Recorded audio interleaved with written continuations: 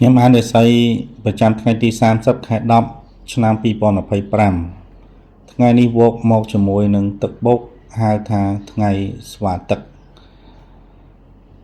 ហេងចំពោះអ្នកដែលត្រូវការធាតុមាសធាតុទឹកនិងឆ្នាំ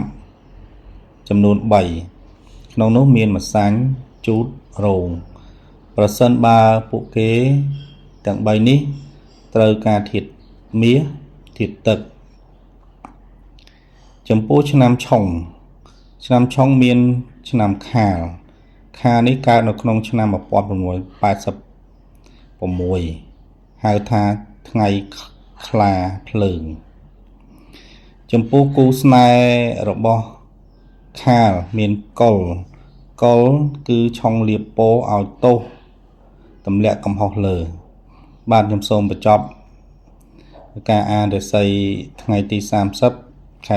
10 ឆ្នាំ 2025 ត្រឹមនេះបាទសូមអរគុណ